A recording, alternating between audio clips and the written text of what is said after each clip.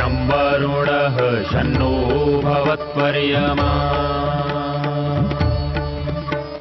शन्न इन्द्रो बृहस्पतिः शन्नो विष्णुरुक्रमः ॐ शान्ति शान्ति शान्तिः।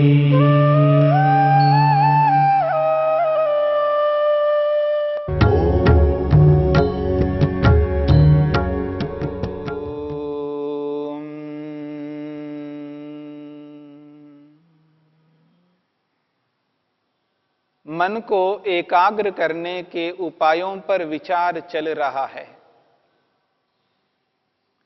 स्थूल उपाय हैं और सूक्ष्म उपाय भी हैं। हम विचार कर रहे हैं सूक्ष्म उपाय को लेकर के। विशोका वा ज्योतिष्मति, शोक रहित होने की स्थिति, जिस उपलब्धि से शोक रहितता की स्थिति आती है, उस उपलब्धि को प्राप्त करना मनुष्य के लिए अत्यंत लाभकारी है। जिस प्रकार से लौकिक व्यक्ति लौकिक कामनाओं को पूरा करने के लिए मेहनत उद्यम पुरुषार्थ करते हैं, उस पुरुषार्थ को लेकर के हम विचार कर रहे हैं। एक व्यक्ति धन को प्राप्त करना चाहता है, पैसे को प्राप्त करना चाहता है, निर्धन है, उसके पास धन नहीं है, और धनवान व्यक्तियों को देखता है, धनिकों को देख करके, उनके धन को देख करके प्रभावित होता है, उनकी जीवन शैली को देख करके प्रभावित होता है। उनके धन के कारण से उनको जो मान सम्मान मिलता है, उसको देख करके प्रभावित होता है, और स्वयं के पास वैसा धन नहीं है, निर्धन है। अब उसने लक्ष्य बनाया है, उद्देश्य बनाया है, मेरे को धन प्राप्त करना है।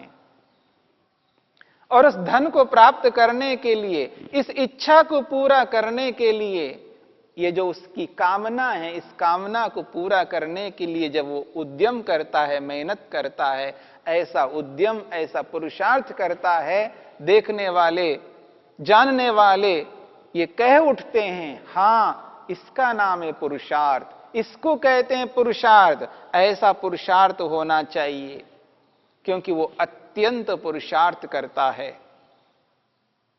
उसका जो पुरुषार्थ है वो अत्यंत है, उससे अधिक पुरुषार्थ दुनिया में नहीं हो सकता। उसी का नाम है अत्यंत पुरुषार्थ। और उस पुरुषार्थ को करता हुआ जब वो आगे बढ़ता है, तो उसके सामने बाधाएं आती हैं, समस्याएं आती हैं, कठिनाइयां सामने उपस्थित होती है, लेकिन सबको वो सहन करता है, क्योंकि उसका लक्ष्य, उसका प्रयोजन वो धन है। उस धन को पाने के लिए जिस मेहनत उद्यम को अपनाया है, जिस अत्यंत पुरुषार्थ को अपना करके आगे बढ़ रहा है, अब उसमें रुकावट उत्पन्न करना नहीं चाहता। इसलिए वो व्यक्ति, वो जो तप करता है, जो सहन करता है, वो विलक्षण का तप होता है। वो सर्दी को सहन करता है, गर्मी को सहन करता है, भूख को सहन करता है, प्यास को सहन करता है। कोई मान करता है तो भी सहन करता है, कोई अपमान करता है तो भी सहन करता है। ये जो द्वंद्व हैं, भूख प्यास, हानि लाभ, गर्मी सर्दी, इन द्वंद्वों को सरलता से, सहजता से सहन करता हुआ वो अपने लक्ष्य की ओर बढ़ता है। वो जो तप करता है, वो सामान्य तप नहीं करता है, वो घोर तप करता है। कैसा तप? घोर तप करता है, क्योंकि उसका लक्ष्य, उसका प्रयोजन वो धन है, पैसा है। उस पैसे के लिए, उस धन के लिए जो पुरुषार्थ कर रहा है, वो अत्यंत पुरुषार्थ कर रहा है। और जो तप करता जा रहा है, वो घोर तप करता जा रहा है। और उस पैसे को पाने के लिए जिस किसी भी विधि को अपनाता है, तो वो ऐसी विधि को अपनाना चाहता है, ऐसी विधि के लिए वो खोज करता है, ऐसी विधि को वो देखना चाहता है, ऐसी विधि को अपनाना चाहता है जिस विधि से उसका लक्ष्य पूरा हो सके। उस उत्तम विधि को अपनाता है जिस उत्तम विधि से लक्ष्य पूर्ण हो सकता है। वो विधियां तो बहुत सारी होती हैं, जिस किसी भी विधि को वो अपनाना नहीं चाहता है क्योंकि वो विधि है इसलिए अपनाओ, ऐसा नहीं करना चाहता है क्योंकि विधियां तो बहुत हैं, मेथड्स तो बहुत होते हैं, लेकिन वो ऐसी विधि को अपनाता है जिस विधि से वो लक्ष्य पूरा होता हो, उत्तम विधि को अपनाता है। उससे अधिक उत्तम विधि नहीं हो सकती है। उस उत्तम विधि को अपना करके वो उस लक्ष्य की ओर आगे बढ़ता है। तो लक्ष्य की ओर आगे बढ़ने के लिए बहुत सारे साधन चाहिए होते हैं। बिना साधनों के अपने लक्ष्य को पूरा नहीं कर सकता, क्योंकि उसकी जो इच्छा है, जो कामना है, वो धन को प्राप्त करने की है। उस इच्छा को, उस कामना को पूरा करने के लिए व्यक्ति जिन साधनों को अपनाता है, वो साधन ऐसे वैसे साधन नहीं होते हैं। ऐसे वैसे साधनों से वो लक्ष्य मिलने वाला नहीं होता है। इसलिए वो क्या करता है, उस लक्ष्य के अनुरूप, उस प्रयोजन के अनुरूप साधनों को अपनाता है, यानी अनुकूल साधनों को अपनाता है। और जब व्यक्ति अपनी कामना को, अपनी इच्छा को पूरा करने के लिए जहां अत्यंत पुरुषार्थ करता है, जहां घोर तप करता है, जहां उत्तम विधि को अपनाता है, जहां वो व्यक्ति अनुकूल साधनों को अपनाता है, तो निश्चित बात है वहां उसको लक्ष्य मिल जाता है। उस लक्ष्य को हस्तगत कर लेता है, हस्तगत करके वो सांस लेता है। जब तक वो उस लक्ष्य को अपनाता नहीं, तब तक मानो एक प्रकार से सांस रोके रखा है उसने। यानी उसको ये एहसास नहीं है, बोध नहीं है कि मेरा सांस चल भी रहा है। वो इतना तल्लीन है उस लक्ष्य को पाने के लिए, उस लक्ष्य में ही उसका मन है। जिस प्रकार से लौकिक व्यक्ति लौकिक लक्ष्यों को पूरा करते हैं, जिन कामनाओं को, जिन इच्छाओं को लेकर के लौकिक व्यक्ति लौकिक लक्ष्यों को पूरा करते हैं, ठीक इसी प्रकार से आध्यात्मिक व्यक्ति आध्यात्मिक लक्ष्यों को यदि पूरा ना करे, वो आध्यात्मिक किस काम का है? मेरी बात को समझने का प्रयत्न करना।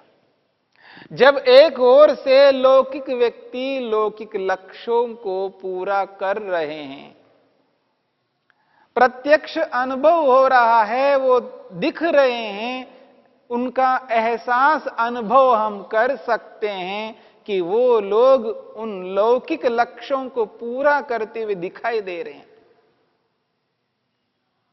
और मैं अपने आप को आध्यात्मिक मानता हूं, और जो जो व्यक्ति अपने आप को आध्यात्मिक स्वीकार करते हैं, उन आध्यात्मिक व्यक्तियों को यह सोचना होगा, यह सोचना होगा, वैसे उपायों को अपनाना होगा जिन उपायों को लौकिक लोग अपना रहे हैं। इस बात को समझने की चेष्टा करनी है।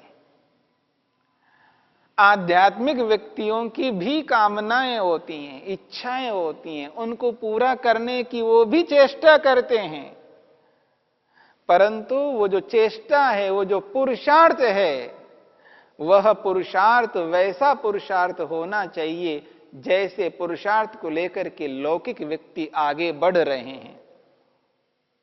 वही जुनून होना चाहिए, वही जुनून उनके जीवन में होना चाहिए, वही उत्साह उनके जीवन में होना चाहिए, वही उमंग उनके जीवन में होना चाहिए।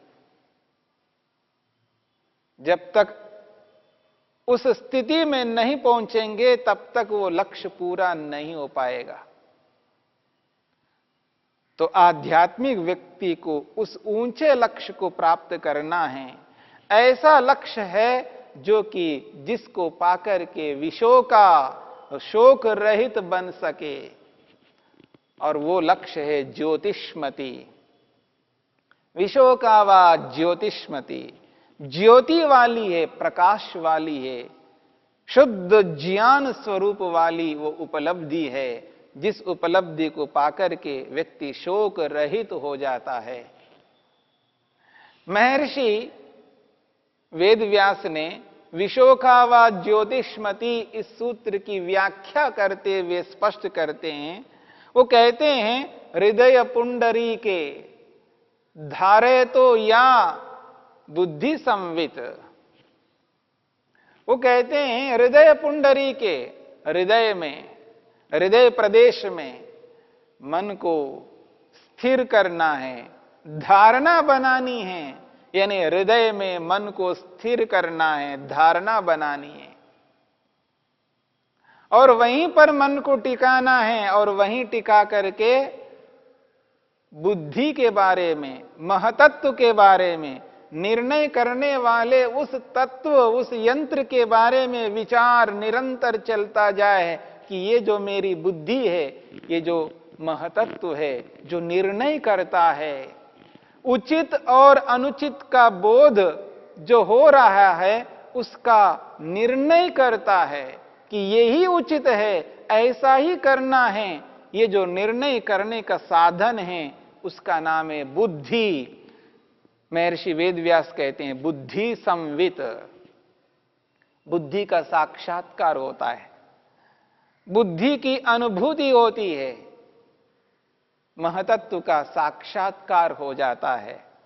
हृदय पुंडरी के हृदय प्रदेश में धारयतु, या धारणा करने वाले योगाभ्यासी को, या जो बुद्धि संवित, जो बुद्धि की अनुभूति होती है, वह बुद्धि एक विलक्षण है और उसको ऐसी स्थिति उसके सामने आती है कि उसको स्पष्ट पता लगता है कि हां बुद्धि तो ऐसी है। महर्षि वेदव्यास कहते हैं बुद्धि सत्वम ही भास्वरम आकाशकल्पम। बहुत अच्छी बात कही है, बुद्धि सत्वम ही, ये जो बुद्धि नामक महतत्व है ये कैसा है? आकाशकल्पम भास्वरम। वो कहते हैं आकाश के समान, भास्वरम। भास्वरम कहते हैं शुद्ध है, निर्मल है, पवित्र है। जिस प्रकार से आकाश शुद्ध है, पवित्र है, निर्मल है, आकाश में कोई अशुद्धि नहीं है, कोई अपवित्रता नहीं है, किसी भी प्रकार की कोई गंदगी नहीं है आकाश में। आकाश तो निर्मल है, स्वच्छ है, शुद्ध है, पवित्र है। ठीक उसी प्रकार से भास्वरम आकाशकल्पम, यानी आकाश के समान भास्वरम शुद्ध है, निर्मल है। भास्वर प्रकाश को भी कहते हैं और भास्वर शब्द निर्मलता का भी द्योतक है, यानी भास्वर का अर्थ निर्मलता भी है, शुद्ध भी है, क्योंकि प्रकाश शुद्ध होता है। याद रखना, ये जिसे हम प्रकाश कहते हैं वो प्रकाश का अर्थ ही है कि वो शुद्ध है, निर्मल है। उस प्रकाश में कोई अंधेरा नहीं है, कोई अंधकार नहीं है। अंधकार रहित स्थिति का नाम ही प्रकाश है। जिस प्रकार प्रकाश में अंधेरा नहीं होता है, ठीक उसी प्रकार यहां पर कहा जा रहा है भास्वरम आकाश कल्पम। ये जो बुद्धि है ये कैसा है? आकाश कल्पम, यानी आकाश के समान है। और आकाश कैसा है? भास्वरम, शुद्ध है, निर्मल है, पवित्र है। ठीक इसी प्रकार महतत्व का उसको साक्षात्कार होता है, बुद्धि का अनुभव होता है, बुद्धि संवित, बुद्धि का प्रत्यक्ष होता है। और कैसा होता है? भास्वरम, वो बुद्धि शुद्ध है, पवित्र है, निर्मल है। उस बुद्धि में, उस महतत्व में किसी भी प्रकार का कोई मल नहीं है, कोई अशुद्धि नहीं है, कोई अपवित्रता नहीं है, पूर्ण शुद्ध है। और इस बुद्धि के साथ साथ उस व्यक्ति को मन का बोध होता है, और बुद्धि शब्द से मन को भी कहा जाता है। महर्षि वेदव्यास ने योग की व्याख्या करते हुए अनेक स्थानों पर मन को बुद्धि शब्द से भी प्रयोग किया है। बुद्धि का अर्थ है बुध्यते अनेन इति बुद्धि, जिससे बोध होता है, जिससे जानकारी मिलती है, जिससे ज्ञान होता है, उसको भी बुद्धि कहते हैं। यानी यहां पर मन का भी उसको बोध होता है, मन का भी साक्षात्कार होता है, मन का भी उसे एहसास होता है मेरा मन कैसा है। और कैसा है? आकाशकल्पम भास्वरम। मन आकाश के समान है, अपने आप में मन शुद्ध है, पवित्र है, मन में किसी भी प्रकार की मलिनता नहीं है। जो भी मल है वो ज्ञान रूप में है, जो मैं बाहर से ला रहा हूं। मेरी बात को समझने का प्रयत्न करना। जिस वस्तु के बारे में जो मैं जानकारी प्राप्त कर रहा हूं, वो जानकारी जब गलत रूप में मन में आकर के ठहर जाती है, वो जानकारी अशुद्ध है, अपवित्र है, तो समझ लीजिएगा मन भी अशुद्ध है, अपवित्र है। ज्ञान के कारण से, जानकारी के कारण से मन अशुद्ध बन रहा है। अब वो मन जो है अशुद्ध कैसे बनेगा? क्योंकि जानकारी ही शुद्ध आ रही है, शुद्ध ज्ञान हो रहा है, मन का बोध हो रहा है। मन कैसा है उसके बारे में प्रतीति हो रही है। बुद्धि कैसी है उस बुद्धि के बारे में, यानी महतत्व के बारे में प्रतीति हो रही है। मन ऐसा है, महतत्व रूपी बुद्धि ऐसी है, ऐसी स्थिति में उसको ये एहसास होता है, अनुभव होता है, अपने आप में बुद्धि पवित्र है, महतत्व पवित्र है, अपने आप में मन भी शुद्ध है, पवित्र है, मन में अपने आप में कोई अशुद्धि नहीं है। जो भी अशुद्धि मन में आ रही है वो ज्ञान के रूप में आ रही है, वो मिथ्या ज्ञान के रूप में, भ्रांति के रूप में मन में आ रही है। उस भ्रांति को दूर कर लेता है, उस मिथ्या ज्ञान को ही दूर कर लेता है, तब उसको पवित्र शुद्ध ज्ञान उसके सामने दिखाई देता है। मन तो ऐसा है, महतत्व रूपी बुद्धि तो ऐसी है। जब मन रूपी बुद्धि को, महतत्व रूपी बुद्धि को वो साक्षात अनुभव करता है, अंदर ही अंदर अनुभव करता है, हृदय में अनुभव करता है, तब उसको प्रतीति होती है अब तक मैंने जो जाना है, समझा है, वो अलग जाना है, अलग समझा है। अब जो मेरे को अनुभूति हो रही है ये प्रत्यक्ष अनुभूति है, ये दर्शन है, प्रत्यक्ष है, ये समाधि है। क्यों? मैंने धारणा बनाई है, मैंने धारणा बनाई है, मैंने मन का ध्यान किया है और मैंने बुद्धि रूपी महतत्व का ध्यान किया है। धारणा ध्यान के माध्यम से ही मेरे को ये समाधि लगी है और इस समाधि के माध्यम से मेरे को ठीक प्रकार से बोध हो गया है कि वास्तव में मन का कैसा स्वरूप है, वास्तव में महतत्व रूपी बुद्धि का कैसा स्वरूप है। मन तो शुद्ध सात्विक है। कहा ही है मन के बारे में, मन को शांत स्वरूप कहा ही है। मन तो सत्वगुण प्रधान है, इसलिए मन शांत है, शुद्ध है, प्रसन्न है। इस बात का जब एहसास होता है तब उसको लगता है कि हां, अब मेरे को पकड़ में आ गया है, मेरा मन ऐसा है। अब मन के बारे में जब व्यक्ति को बोध होता है वो इस बात को अच्छी तरह समझ लेता है, अब मन अपने आप इधर उधर नहीं जा सकता।